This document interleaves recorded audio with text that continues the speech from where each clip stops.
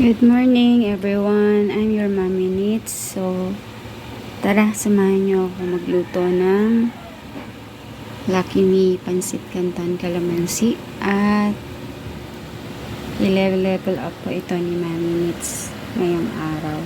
Ayan.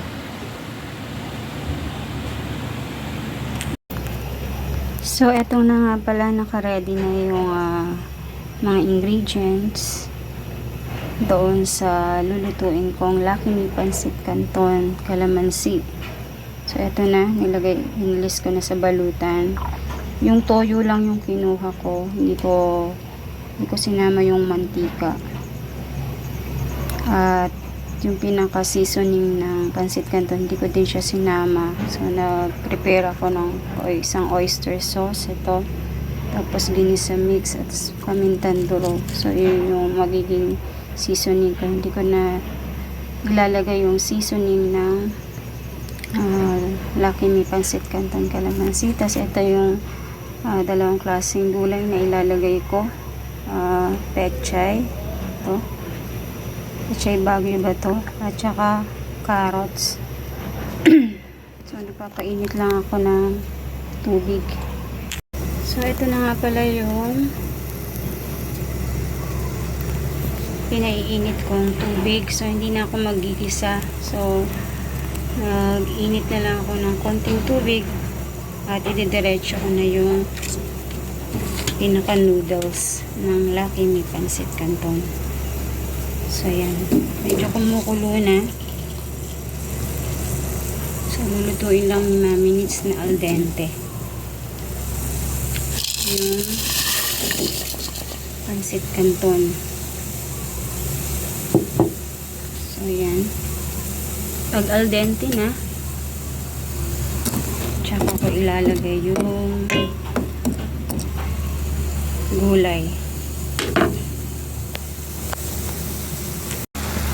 So eto, medyo al dente nitong Pansit Canton. So madali lang naman kasi itong maluto. So mas masarap dito yung hindi overcook. Kaya lalagay na ng minutes. Yan, lalagay ko na yung mga gulay.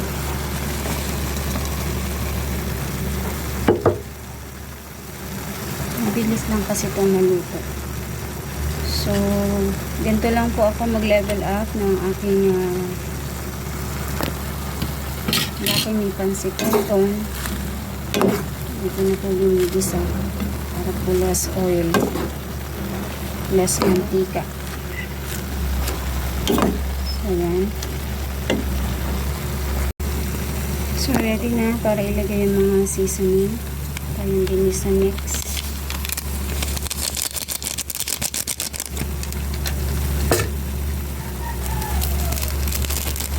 Ganitong pamintan duro. Gagawin ko yung dalawa kasi konti lang naman yung laman ng isa.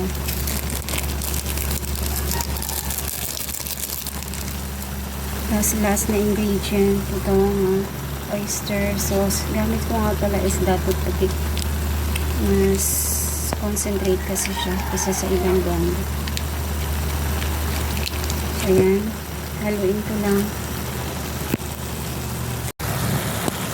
So ito, nahalo ko na mga seasoning na nilagay ko kanina. Yan.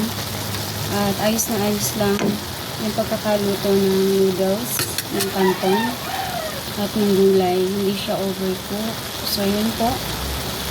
Ganito lang po kasimple ako mag-level up ng Lucky Me Pansit Canton Calamansi.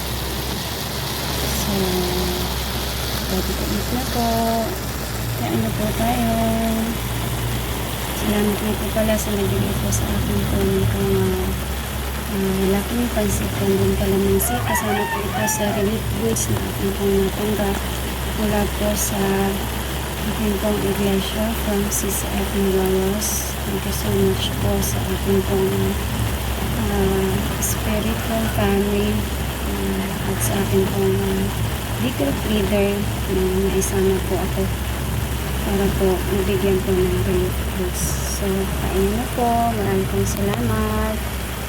So, kung nagustuhan po nyo yung aking video, just subscribe my YouTube channel, Mommy Needs.